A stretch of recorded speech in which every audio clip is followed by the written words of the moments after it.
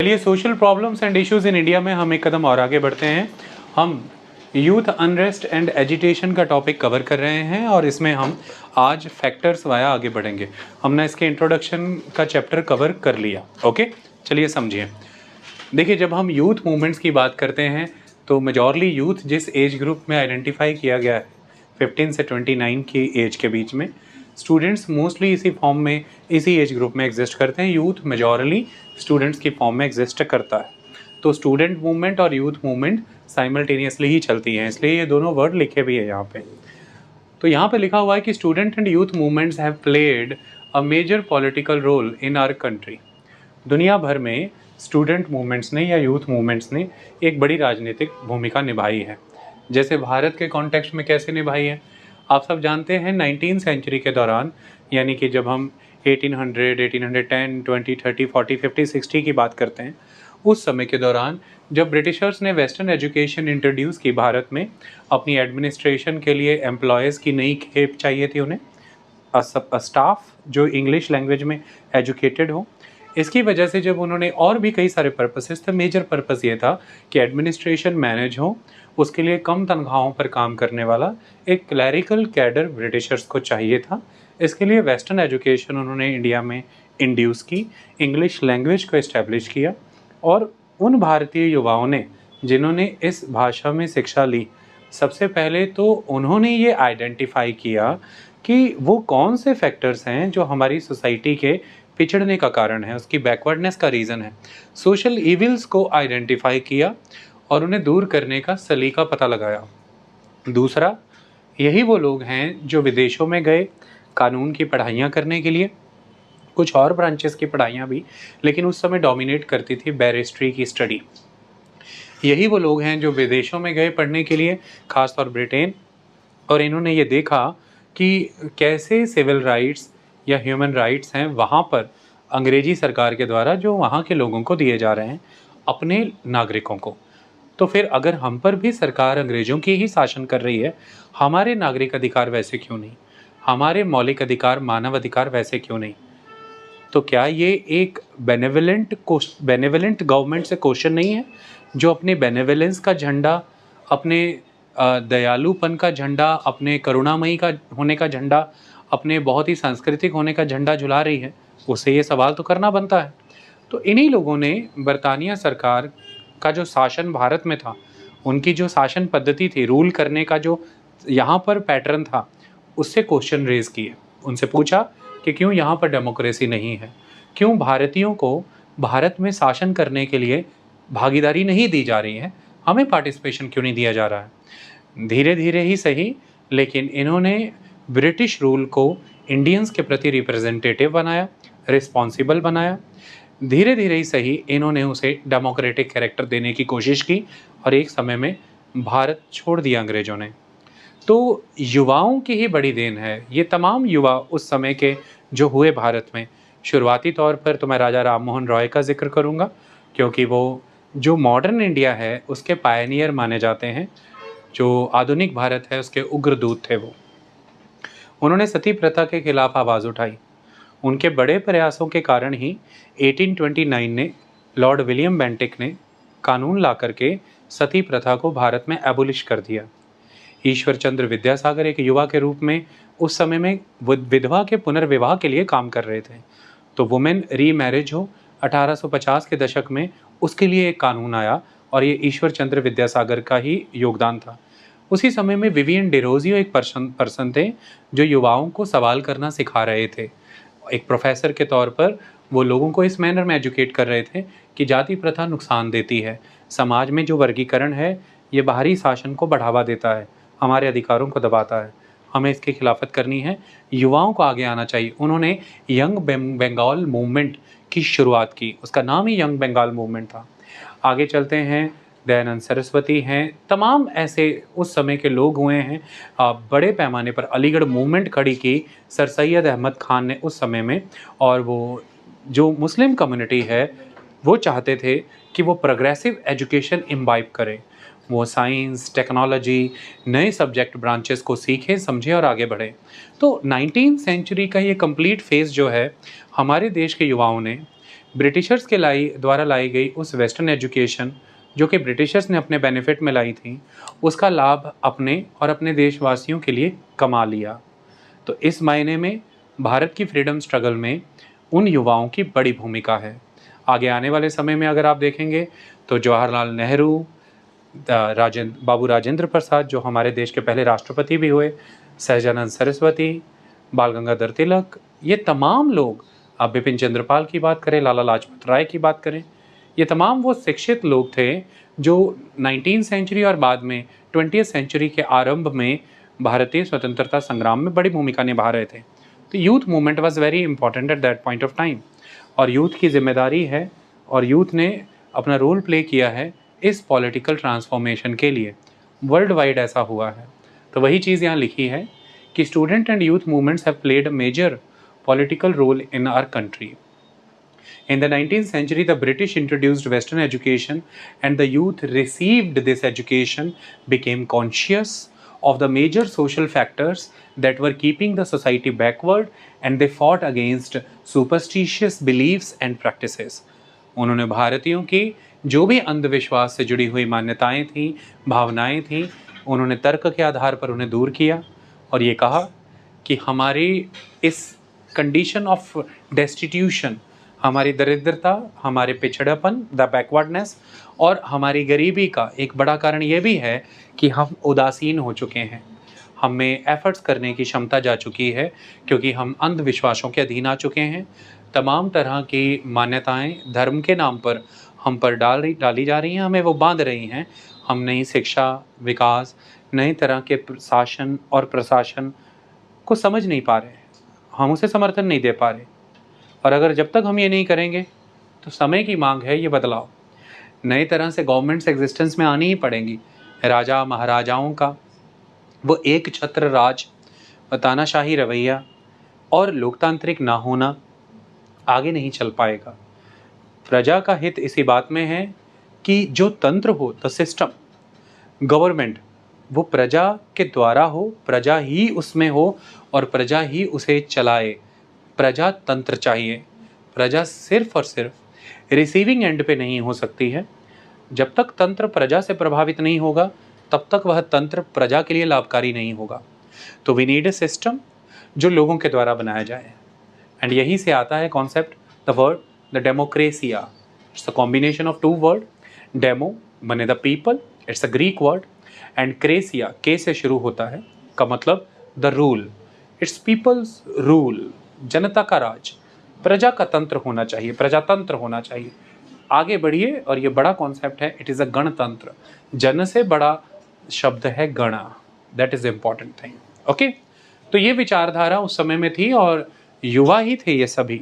जिन स्वतंत्रता सेनानियों के मैं नाम ले रहा हूँ, आपके सामने भगत सिंह हैं, सुखदेव हैं, राजगुरु हैं, आपके सामने करतार सिंह सराभा हैं, शहीद उधम सिंह हैं। ये सब कौन लोग थे? ये सब युवा ही थे। और इन युवाओं ने एक राजनीतिक बदलाव की नींव रखी, राजनीतिक बदलाव किया, भारत को एक नई राजनीति में लेकर के आए, और वो लोकतंत्र गणराज्य की राजनीति थी। भारत स्वतंत्र हुआ। तो ऐसे मायने में जब हम वर्ल्ड वाइड देखें यूथ एजिटेशंस को, यूथ अनरेस्ट को, या यूथ मूवमेंट्स को, या स्टूडेंट मूवमेंट्स को, हम इनके सोशल और साइकोलॉजिकल फैक्टर्स आइडेंटिफाई करते हैं। कई सोशल और साइकोलॉजिकल फैक्टर है। ऑथर शुरुआत में सोशल फैक्टर समझाने की कोशिश करता है, फिर वो साइकोलॉजिकल फैक्टर्स भी समझाएगा। चलिए एक एक करके सोशल फैक्टर्स को समझते हैं। कौन से सोशल फैक्टर एग्जिस्ट करते हैं? So we are going to study the factors of youth and student movements. Youth movements can be political, can be religious and can be social reform movement. ये political reform movements हो सकती हैं, religious reform movements हो सकती हैं, social reform movements हो सकती हैं, या फिर politico social religious reform movements हो सकती हैं।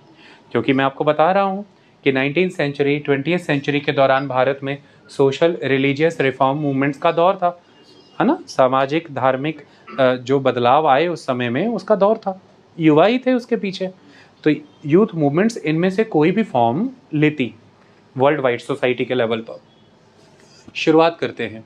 सो यहाँ पे लिखा है the youth movement can be political, social, religious, social reform movement और एजिटेशन, एंड इट प्लेड की रोल इन सोशल ट्रांसफॉर्मेशन। समाज में जो भी बदलाव आते हैं, युवाओं के आंदोलन या युवाओं के जो एजिटेशन है उस बदलावों में महत्वपूर्ण भूमिका निभाते हैं। युवाओं के अब तक के हुए आंदोलनों ने विश्व भर को सकारात्मक रूप में बहुत बदला है। मतलब कि प्रोग्रेसिव सोशल ट्रांसफॉर्मेशंस के लिए यूथ मूवमेंट जिम्मेदार रही हैं, और यूथ मूवमेंट्स बहुत वाइड हैं, उनकी पेनिट्रेशन बहुत वाइड है।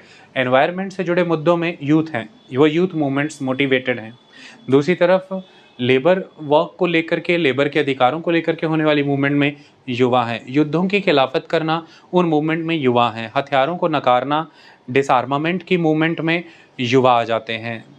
LGBTQ के मुद्दों को ले लीजिए, ट्रांस बाउंड्री ग्लोबली मुद्दों को युवाओं ने उठाया है। तो अक्सर आप देखेंगे इन तमाम माइग्रेशन से जुड़े मुद्दों को युवा उठाते हैं। डिस्प्लेसमेंट जो आदिवासियों की या जनजातियों की होती है या ग्रामीण लोगों की, उन मुद्दों को युवा उठाते हैं। तो ग्लोबली डिस्प्लेसमेंट से जुड़े मुद्दे हैं, एनवायरनमेंट, माइग्रेशन, या फिर LGBTQ जैसे मुद्दे हैं, या फिर एंटी वॉर, डिसआर्मामेंट जैसे मुद्दे हैं। तमाम मुद्दे अगर आप देखेंगे, या फिर सोशल पॉलिटिकल रिफॉर्म, या फिर रोज़गार से जुड़े या मानवाधिकार से जुड़े मुद्दे हैं, यूथ इन सभी मुद्दों में है। और ऐसा माना जाता है कि youth movement by and large majority progressive social transformation का बीज होती हैं, आधार होती हैं, कैरियर भी होती हैं। ओके, समाज सकारात्मक रूप में बदल रहा है, आगे बढ़ रहा है। युवाओं के द्वारा किए गए आंदोलन इसमें अहम भूमिका निभा रहे हैं। हमें यूथ मूवमेंट, यूथ एजिटेशन और यूथ अनरेस्ट को इस रूप में भी देखना है। हम जब यूथ अनरेस्ट पढ़ रहे हैं तो यहाँ पर हमारे सब्जेक्ट मैटर में ये social problems and issues in India के अंदर टॉपिक ऐसा नहीं है कि हमने यूथ को ही यहाँ पर एक्यूज़ बना रखा है, या हमने यूथ को यहाँ विक्टिम बना रखा है। हम उसे एक्यूज़ या विक्टिम की तरह नहीं देख रहे, हम इसे एक समस्या के रूप में देख रहे हैं कि यूथ अनरेस्ट है अगर, तो क्यों है ये अनरेस्ट। तो इसके लिए हम यूथ को एक्यूज़ बना रहे हैं और हम उस पर आरोप डाल रहे हैं कि अनरेस्ट ख़त्म करो, ऐसा नहीं है। और इसके लिए हम ये कह रहे हैं कि रास्ता ही अनरेस्ट है और यूथ अनरेस्ट करता है तो ये बहुत जायज़ है, ऐसा भी नहीं है। हम ये जान रहे हैं कि कैसे अनरेस्ट की नौबत आए ना, हम कैसे अनरेस्ट के बिना ही उन परिस्थितियों को संभाल लें। क्यों होता है अनरेस्ट, ये जाने बिना हम अनरेस्ट को टाल नहीं सकते हैं। तो जब हम यूथ अनरेस्ट पढ़ते हैं या एजिटेशन पढ़ते हैं या कुछ भी पढ़ते हैं, हम सामाजिक समस्याओं में इसे जब पढ़ रहे हैं तो उद्देश्य क्या होना चाहिए, हमें उसकी जड़ें पता हो, राइट एनालिसिस हमारे पास, हम उसको लेके क्रिटिकल होने चाहिए। मतलब हमारे पास एक विवेचना करने की, एक विश्लेषण करने की, एनालाइज करने की क्षमता होनी चाहिए। तभी हम उस अनरेस्ट का पर्पस भी समझेंगे, तो हम रेजोल्यूशन दे पाएंगे और तभी हम होने से भी रोक पाएंगे। अगर समाज को स्थिर रखना है, समाज समय समय पर बदलाव मांगता है, पर ये बदलाव कितने अच्छे हैं, क्यों? इक्विलिब्रियम इन्हीं की मदद से आता है। अगर आप तराजू लेकर के खड़े हैं और आप चाहते हैं वो ऑलवेज इक्विलिब्रियम में हो, तो आपको ऑलवेज बाएं दाएं घटाते बढ़ाते रहनी पड़ती हैं चीज़ें। समाज में आने वाले ये निरंतर बदलाव, समाज जीवित होता है। सोसाइटी एक ऑर्गेनिक बॉडी है, सोसाइटी में जो मेंबर हैं वो जीवित हैं, उनकी ज़रूरतें बदल रही हैं। समाज कैसे स्थिर रह सकता है, रुका रह सकता है, स्टेगनेंट हो सकता है? सोसाइटी को ऑलवेज बदलते रहना है, ट्रांजिशन में रहती है। बुनियादी मूल्यों को पकड़ के रखते हुए उसके साथ जो समय दर समय ज़रूरतें बदल रही हैं उनको सर्व करना पड़ता है। इक्विलिब्रियम तभी बना रहेगा। तो उसी के लिए जब जब कोई भी ऐसे नॉर्म्स वैल्यूज़ हैं जो सोसाइटी के, वो नॉर्म्स और वैल्यूज़ सोसाइटी का ही एक बड़ा धड़ा जब उस सोसाइटी में बदलाव की बात कर रहा है, पर वो नॉर्म्स और वैल्यूज़ वो बदलाव आने नहीं दे रहे हैं, तो एक रेजिस्टेंस क्रिएट होती है। रेजिस्टेंस हो रही है ना, क्योंकि फ्रिक्शन बढ़ रही है ना। आप पुराने मूल्यों के साथ, संस्कारों के साथ, व्यवस्था के साथ बिल्कुल पकड़ के बैठे हुए हैं, समाज वैसा ही रहेगा।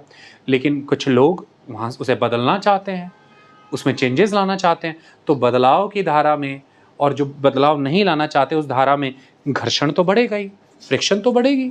रेजिस्टेंस ऑफर कर रहे हैं एक दूसरे को, और कई बार ऐसे में अनरेस्ट हो जाता है। आप सब समाज से टूट जाना चाहते हो, आप नहीं रहना चाहते हो, या आप उसे अपने अनुरूप बदल देना चाहते हो। ऐसी फ्रिक्शंस ना आए, ऐसे चीज़ें ना क्रिएट हों, तो जो जितना सोसाइटी जितनी टॉलरेंट बना देंगे, जितनी समझ बूझ से चलेगी, हम जितने पहले ही कंसिडर करके चलेंगे इन विचारों को, उतने ज़्यादा व्यवहारिक बने रहेंगे, रेलेवेंट, जैसा हमारा कॉन्स्टिट्यूशन है। इतने वेल डिबेट मैनर में डेवलप किया गया है, इतना कॉम्प्रिहेंसिव है कि आज दिन तक वो रिलेवेंट बना हुआ है देश के लिए। ठंड हो गई ना पंखा बंद होने से, हुई कि नहीं? ठीक है, होगी तो बताना, इसे भी बंद कर देंगे, ठीक है। तो वो इसलिए रिलेवेंट बना हुआ है, स्टिल एग्जिस्ट कर रहा है, क्योंकि उसने अलग अलग ज़रूरतें, विचारधाराओं में एक संतुलन बनाया है। बहुत वेल डिबेटेड, बहुत ही कॉम्प्रिहेंसिव डॉक्यूमेंट है। और फिर उसने ये माना है कि समय दर समय समाज कुछ बदलाव मांगेगा, इसलिए मेरा भी संशोधन होना ज़रूरी है। तो अमेंडमेंट्स के ज़रिए हम उन ज़रूरतों को संविधान में समाहित करते हैं, इंक्लूड करते हैं, इसलिए कॉन्स्टिट्यूशन आज भी एग्जिस्ट कर रहा है। सोसाइटी उसकी ओर देखती है, वो रेलेवेंट है, सिंपल। तो इस तरह से जब हम यहाँ पर ये पढ़ रहे हैं कि जो कौन से फैक्टर हैं जो यूथ और स्टूडेंट मूवमेंट्स या यूथ और स्टूडेंट अनरेस्ट का कारण बनते हैं, हम इन फैक्टर्स को समझने की कोशिश इसलिए कर रहे हैं कि हम ये समझ पाएँ कि ये कभी भी वायलेंस की तरफ ना चली जाए, कभी भी समाज ही बिखर ना जाए, सिविल वॉर जैसी परिस्थितियाँ ना आ जाएँ, एक पीढ़ी दूसरी पीढ़ी से कट ना जाए। संतुलन बना के रखेंगे, शांति बनी रहेगी। लेकिन संतुलन बनाए रखने के लिए समस्याओं की जड़ों तक तो जाना पड़ेगा, हम वही जाने की कोशिश करते हैं। तो इससे आप प्रिजुडिस होने से बच जाते हैं, आप बहकने से बच जाते हैं, किसी की बातों में आने से बच जाते हैं। लीडर कैसा होना चाहिए, मैं आपसे पूछता हूँ। आप तैयारी के वाया सिविल सर्विसेज में चुनकर जब आते हैं तो एक लीडर के रोल में आते हैं, तो लीडर कैसा होना चाहिए? लीडर वो तो नहीं होना चाहिए जिसकी सोच टेम्पर्ड हो, जिसकी सोच नैरो हो, संकीर्ण हो, जो फटाफट किसी के रंग में रंगता चला जाए। लीडर वो होना चाहिए जो जनमानस के विकास में बात करे। लीडर वो होना चाहिए जो समाज, राष्ट्र, वैश्विक विचारधारा के हिसाब से जो भी जन कल्याण के सिद्धांत हैं उनसे टले ना। लीडर वो होना चाहिए जो जनहित को सर्वोच्च रख के चले, जिसमें परमार्थ की भावना हो। यही है ना लीडर की क्वालिटी। तो ये लीडर तो वही व्यक्ति हो सकता है जिसे समस्याओं की जड़ें पता है, कारण पता है, वरना तो इसे कोई भी भ्रमित कर देगा, अरे कि ये तो युवा है, अकल है नहीं, पढ़ाई लिखाई ढंग से करते नहीं, सड़कों पे उतर आते हैं रोज़ मुंह उठा करके, बताओ नौकरी कहाँ से दे दें इन्हें। और आप भी शुरू हो गए लाठी लेके, डंडाबाजी सब चालू। ऐसा नहीं है, वायलेंस करने से रोकना है। फोर्स इस्तेमाल कर सकते हैं अगर कोई वायलेंस कर रहा है, लेकिन सही समय पे पहुंच के उनकी बात सुनना, उनकी बातों को समझना, उनकी डिमांड्स को आर्टिकुलेट करके ऊपर के पदों तक और सरकारों तक पहुंचाना सही नीतियाँ, क्योंकि आप ही आगे प्रमोट होकर ऊपर सेक्रेटरी भी बनेंगे। शिक्षा की नीति, रोज़गार की नीति, रिसोर्सेज की नीति, अर्थव्यवस्था और व्यापार की नीति, बजट की नीति सही बनाना, ताकि ऐसी परिस्थितियाँ ही ना आए। इसलिए हम आपको पढ़ा रहे हैं, दैट्स ऑल। ये सिलेबस में इसलिए है। सोशल जस्टिस के टॉपिक के अंदर ये टॉपिक यूपीएससी ने लिखा है, मतलब सामाजिक न्याय में ये आता है ना। अगर सामाजिक न्याय होता रहेगा युवा के साथ तो ठीक है, अनरेस्ट नहीं बनेगा फिर। और फिर रोज़ दिहाड़ी अगर बेफिजूल बनाया भी जा रहा है तो कारण पता रहेंगे तो आइडेंटिफाई भी तभी कर पाओगे ना। डॉक्टर हो तभी ना पता लगा पाओगे कि रोग सच में है या नहीं है। पर डॉक्टर आदमी नहीं है तो उसकी दो ही सिचुएशन होगी, एक तो वो सच में रोग है तो कहेगा अरे नाटक, और दूसरा रोग नहीं है तो फिर भी नाटक भी कोई कर रहा है, अरे सही में बीमार लग रहा है। लेकिन डॉक्टर ऐसे चलता है, डॉक्टर प्रोटोकॉल से चलता है। वो देखेंगे बॉडी, वो इक्विपमेंट्स लगाएंगे, टेस्ट कराएंगे, बीमार हो तो हो, नहीं हो तो नहीं हो, खत्म कहानी, simple. That is the concept, okay. So the पहला aspect is the quest for freedom. Social reasons में पहली चीज़ ये है कि एक स्वतंत्र भाव की इच्छा रहती है युवाओं में, ये कॉन्सेप्ट है। क्योंकि युवाओं में फ्रीडम का ये इतनी जिज्ञासा, इतनी आतुरता, इतनी इच्छा क्यों प्रबल होती है? जो सोसाइटी है, हमने पिछले लेक्चर में पढ़ा, अभी उसमें वो पूरे सेटल हुए नहीं, पूरे अटैच हुए नहीं, उसके नॉर्म्स, उसके वैल्यूज़, उसके कस्टम, कल्चर, मैनर, इसलिए वो उनका स्टेटस को भी नहीं एक्सेप्ट करते कि इन नॉर्म्स, इन वैल्यूज़ को कोई ठेस ना पहुँचे, ये एज इट इज़ ही कंटिन्यू हो। तो ऐसे में ये नॉर्म्स, वैल्यूज़ उनसे कई एक्सपेक्टेशंस रखते हैं, तो उन पर कई तरह के फिर उन्हें लगता है बंधन आ रहे हैं कि माता पिता चाह रहे हैं कि हम जिम्मेदारियों का बोझ उठा लें, वो चाह रहे हैं कि हम आगे आने वाले समय में उनकी रिस्पॉन्सिबिलिटी उठा लें, घर की जिम्मेदारी उठा लें, घर की मान मर्यादा को कहीं कोई ठेस ना पहुंच जाए, सही से सेटल हो जाएं, सही समय पे शादी कर लें, ज़रूरी होता है, अच्छे से परिवार संभाल ले अपना, गाय शादी। आप नोटिस करके देखिए, जितनी भी चीज़ें युवा की तरफ आ रही हैं, सब चीज़ें उम्मीदों से बंधी हुई हैं, एक्सपेक्टेशन बाउंड है। और ये इतनी एक्सपेक्टेशन कहाँ से आ रही है उनकी तरफ?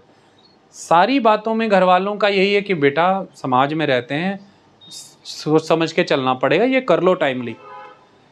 तो तमाम युवाओं के अंदर से एक प्रॉब्लम सुनने को आती, क्या है? बीटेक करा दिया मुझे, मेरी इच्छा नहीं थी, मुझे पेंटिंग का शौक़ था, मुझे म्यूज़िक का शौक़ था, मुझे कुकिंग का शौक़ था, तमाम शौक़ थे, लेकिन मुझे बीटेक करा दी। परिवार से पूछोगे तो वो कहेंगे हमें टेंशन थी कि ये से रोज़गार मिल जाए, ये सेटल हो जाए, रिस्क नहीं ले सकते थे। लेकिन उस बच्चे से पूछेंगे तो वो यही कहेगा कि मेरा इंटरेस्ट नहीं था इस फील्ड में, पर इन्होंने मुझे डाला, कभी कमा के सेटल होके फिर मुझे वही करना है जो मुझे शौक़ था, फिर वो मौका कभी आता ही नहीं।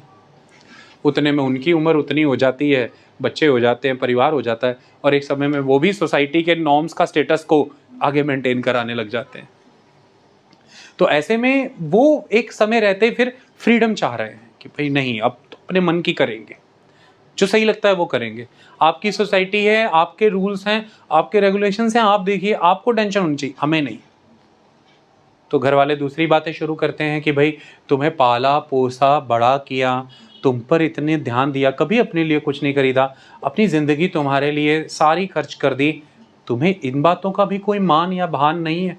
वो कहते हैं कि आपने अपने लिए किया, आप ना करते, अब आप हमें बांध नहीं सकते इन विचारों के तहत, हमारी अपनी एक आज़ादी है, हमें ये करना है, और हम कौन सा कुछ गलत कर रहे हैं, अपने लिए सोचना क्या गलत है?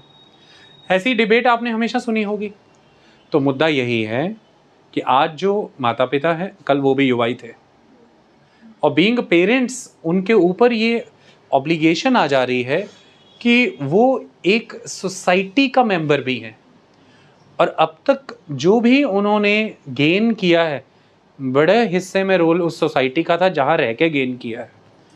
वो सोसाइटी से डिविएट नहीं हो पा रहे, और सोसाइटी के नॉर्म्स, रूल, रेगुलेशंस में लगातार शोधन होना चाहिए, ऐसा मैं मानता हूँ। तो खासकर जिन सोसाइटीज़ और कम्युनिटीज़ के रूल्स रेगुलेशंस में लंबे समय से शोधन ही नहीं हुआ है, वो ठेठ हुए पड़े हैं, कट्टर हुए पड़े हैं, रुके ही पड़े हैं, वहाँ बच्चे ज़्यादा घुटते हैं, ज़्यादा पिसते हैं, ज़्यादा सफ़र करते हैं। तो वहाँ रेजिस्टेंस ज़्यादा फूट के आती है, और जहाँ पर लगातार तरलता बनी हुई है, फ्लूइडिक है, पेरेंट्स भी लिबरल एटीट्यूड है, बदलते समय के साथ बदल रहे हैं, दुनिया सैर घूम रहे हैं, दुनियादारी देख रहे हैं, वहाँ फिर बच्चे भी थोड़ा कम रेजिस्टेंस ऑफर होती है, वो भी समझते जाते हैं कि ठीक है, इनकी अपनी लाइफ है, इनको समय दिया जाए, फ्रीडम दिया जाए।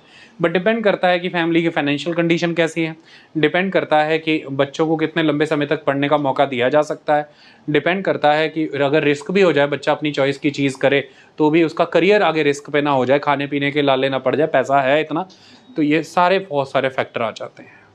आई बात समझ में? तो इसलिए ये चीज़ें हो जाती हैं। आपने देखा होगा कि ये गली बॉय मूवी में बहुत अच्छे से दिखाया है कि पिता ड्राइवर है, उसे टेंशन है कि बेटा कहीं बर्बाद ना हो जाए, वो उसके पढ़ने पुढ़ने की व्यवस्था को लेकर के लगा रहता है, टेंशन करता रहता है, और फिर एक समय में जब उसे दिख रहा है कि नहीं, इसका तो ध्यान कहीं और ही जा रहा है, तो वो चाहता है कि चुप करके ड्राइवरी में ही आ जा, काम कर, घर चलाएंगे। लेकिन वो चाहता है कि मैं एक रैप आर्टिस्ट बनूं, मुझे म्यूज़िक का शौक़ है, मुझे आर्ट करनी है, तो वो संघर्ष दिखता है। वो बात अलग है कि वो हिट हो जाता है, बट उसके पास उतना स्कोप ही नहीं है कि वो फेल होता रहे लगातार, क्योंकि उतना पैसा नहीं है उसके पास। अच्छा, दूसरी तरफ आलिया भट्ट है उसी मूवी में, उसके पेरेंट्स के पास पैसा है, वो उसे लैपटॉप लेके दे रहे हैं, चीज़ें लेकर के दे रहे हैं, वो एक सर्टेन लेवल तक उसको सपोर्ट एक्सटेंड कर सकते हैं। तो इसलिए रणवीर उसे कहता भी है कि तेरे को तो कोई प्रॉब्लम नहीं, तेरे पास तो सब कुछ है। तो वो आगे से कहती है कि वो सब कुछ मैं तुझे दे तो रही हूँ, तू कर जो करना है। तो पूरे डायरेक्टर ने पूरे सब्जेक्ट सेटल किए हैं मूवी में कि पूरा कंप्लीट पर्सपेक्टिव व्यूवर का बने, कि मैं दिखाना क्या चाह रहा हूँ कि दो बच्चे हैं, एक की लाइफ अलग है, दूसरे की लाइफ अलग है, एक की फाइनेंशियल कंडीशन अलग है, दूसरे की अलग है, दोनों के पास स्पेस और स्कोप की भी डिफरेंस है। उस हिसाब से दोनों की फैमिली में फ्रिक्शन का लेवल बहुत अलग है। आलिया भट्ट का फादर उतना ही चिल है, लेकिन रणवीर का फादर जो है वो बहुत ज़्यादा जो है वो स्ट्रिक्ट है, स्ट्रिक्ट इन द सेंस कि बहुत सख्त है कि नहीं, तेरी बात चलेगी नहीं। तो दैट इज़ द थिंग। तो यूथ जो है एस्पायरिंग होता है, उसको उसके आगे भविष्य खड़ा होता है, वो मोटिवेटेड होता है, उसके सामने अपॉर्चुनिटीज़, प्लेथोरा ऑफ अपॉर्चुनिटीज़ होती हैं, इसलिए भी उसमें क्वेस्ट फॉर फ्रीडम होती है कि भाई मेरे पास तो अवसर है, मैं क्यों ना चुनूँ कोई राह ऐसी जिसमें मैं विकास हो सकूँ। तो देयर आर मैनी थिंग्स। आप में तब भी फ्रीडम की आस ना होगी, उम्मीद ना होगी, इच्छा ना होगी जब अवसर ही ना हो सामने, पर जब हो तो फिर इच्छा होती है। आपको अभी 4 चीज़ें दे दें, कौन सा फ्लेवर आइसक्रीम का लोगे देखना, आप अब टाइम देखना कितना लोगे, 1 मिनट में लगेगा किंग बन गए कि ये वाला ये तो सामने लगेगा यार गलती कर दी तुझे ऑप्शन देके तो नाटक ही बहुत शुरू कर दिए, चुप ये वाला खाओ। लेकिन जब घर पे पड़ी ही एक ही हुई है फिर चुप, खत्म कहानी, चुप करके खाओ और मजे लो, फील लो, दैट्स ऑल। सो जब हमारे पास अपॉर्चुनिटीज़ हैं, ऑप्शंस हैं, तो यूथ के पास ऑप्शंस होते हैं क्योंकि वो युवा हैं अभी और उन्हें करियर बनाना है, और ऊपर से अगर अपॉर्चुनिटीज़ उन्हें दिख रही हों तो उन्हें फ्रीडम की इच्छा रहती है। ना अपॉर्चुनिटीज़ दिखते हों तो फिर रेजिस्टेंस क्रिएट करके फ्रीडम लेना जानते हैं। तो that is the thing. So youth हमेशा ही स्वतंत्रता में रहना चाहता है। यही कारण था कि यूथ ने बड़े लेवल पर पार्टिसिपेट किया इंडिया की नेशनल लिबरेशन मूवमेंट में। क्यों युवाओं ने इतने बड़े स्तर पर इसमें शमूलियत दिखाई? क्योंकि युवा, मैंने आपको बताया कि नए विचारों से सबसे पहले मोटिवेट हो सकते हैं। वो जल्दी विचारों को स्वीकारते हैं, समझते हैं और कन्विंस अगर हो जाएं तो साथ खड़े होते हैं। क्योंकि मैंने बताया कि वल्नरेबल होते हैं एक्सटर्नल एक्सपीरियंसेस को लेकर के। हमने पिछले लेक्चर में पढ़ा था कि युवाओं पर एक्सटर्नल इम्पैक्ट ज़्यादा होता है, अगर वो पॉजिटिव हो जाए तो कितना अच्छा होता है। तो हमारे उस समय के जितने भी स्वतंत्रता सेनानी थे उन्होंने युवाओं पर एक सकारात्मक प्रभाव किया, युवाओं को एक स्वतंत्र राष्ट्र का स्वप्न दिखाया। भगत सिंह सहमत नहीं थे कि जस का तस स्टेटस को मेंटेन हो जाए ना, भगत सिंह कहते थे कि स्वतंत्र राष्ट्र में ही स्वतंत्र अवसर मिलेंगे देशवासियों को, मुझे तो वही स्वतंत्रता चाहिए, मुझे सेटलमेंट नहीं है इसमें जो आप मुझे ऑफर कर रहे हो। तो युवा जो है वो एस्पिरेशन से भरा रहता है। तो जब उसे दिखता हो कि पहले राष्ट्र के स्तर पर स्वतंत्रता चाहिए, फिर ही परिवार समाज के स्तर पर स्वतंत्रता मिलेगी, अभी तो देश ही गुलाम है, बाकी की स्वतंत्रताएं तो फिर हो ही नहीं पानी। क्योंकि परिवार तभी आर्थिक रूप में विकसित होगा यदि राष्ट्र की सरकारें परिवारों से प्रभावित होंगी, स्वतंत्र नीतियां बनाएंगी। हम पर तो अभी उपनिवेशिक शासकों का शासन है, कॉलोनियलिस्ट रूलर हैं ब्रिटिशर्स, तो अभी तो देश के पास धन ही नहीं है, परिवार के पास कहाँ से होगा, फिर अवसर ही कहाँ से होंगे। अगर आप अपना भविष्य बनाना चाहते हो, अगर विकसित होना चाहते हो, अगर सम्मान से जीना चाहते हो, संस्कृति को बचाना चाहते हो, इनसे पहले स्वतंत्र होना जरूरी है। तो युवाओं ने स्वतंत्रता में बड़ी भूमिका निभाई है। Youth movements were very very strong, world wide youth movements ने बड़ा रोल प्ले किया है। सो फ्रीडम एक मेन एलिमेंट रहता है यूथ की लाइफ में हमेशा। ये सिर्फ और सिर्फ लिबरेशन मूवमेंट के दौरान ही नहीं हुआ। 1975-77 में इंदिरा गांधी ने इमरजेंसी लगाई थी। उनके पिताजी के नाम पर जो संस्था है जवाहरलाल नेहरू यूनिवर्सिटी, उसी जवाहरलाल नेहरू यूनिवर्सिटी ने बहुत तगड़ी रेजिस्टेंस ऑफर की थी उस समय में इमरजेंसी के अथॉरिटेटिव रूल को, और कैंपस की चलाई गई उन समय के मूवमेंट्स ने डेमोक्रेटिक सिस्टम, वैल्यूज़, प्रिंसिपल्स को बचाए रखने के लिए तगड़ा संघर्ष किया था। आप जाइए और पढ़िए उन चीज़ों को, पुराने आर्काइव्स में, अखबारों में आपको देखने को मिल जाएगा। सो यूथ ही था, वो स्टूडेंट्स ही थे। क्यों? क्योंकि एक चीज़ आप याद रखिए कि जब आप एजुकेशन सिस्टम ऐसा बनाएं कि आप यूथ में क्रिटिकल थिंकिंग इनकलकेट कर पाएँ, खास तौर पर ह्यूमैनिटीज़ के सब्जेक्ट, सोशल साइंसेस के सब्जेक्ट बहुत बड़ी क्रिटिकल थिंकिंग इंड्यूस करते हैं युवाओं में, तो ऐसे में युवा रेडिकलाइज, रेवोल्यूशनाइज क्विक होता है, वो अपनी सोसाइटी को क्वेश्चन करता है, वो सोसाइटी का क्रिटिक बनता है बड़ा तगड़ा। और JNU फेमस रहा है इस तरह की क्रिटिकल थिंकिंग अपने स्टूडेंट्स में इम्पार्ट करने के लिए, और उसी का नतीजा हुआ कि उन्होंने इस इमरजेंसी के फैसले को बहुत क्रिटिकली एनालाइज किया और उन्होंने उसकी खिलाफत की कि ये स्वीकार योग्य नहीं है, भारत एक लोकतंत्र है, तो ऐसे में हम इमरजेंसी को एक्सेप्ट नहीं करते। तो इस तरह से युवा वहाँ पर खड़े रहे। ओके, सो यूथ मूवमेंट्स दुनिया भर में इस तरह की एक्शंस ऑफ इमरजेंसी या किसी तरह के ऐसे फैसले जो फैसले किसी वर्गों के खिलाफ हों, जैसे किसी पंथ विशेष के लोगों के या किसी समुदाय जैसे कि किसानों के, या फिर किसी वुमेन की सपोर्ट में जैसे कि फेमिनिज्म को लेकर के वेव्स हैं, वुमेन एम्पावरमेंट को लेकर के वेव्स हैं, युवा खड़े रहे हैं क्योंकि उनमें क्रिटिकल थिंकिंग इनकलकेट होती है वाया द एजुकेशन। वो यंग होते हैं, फ्रेश होते हैं, एस्टेब्लिश्ड सोशल इंस्टीट्यूशन से बहुत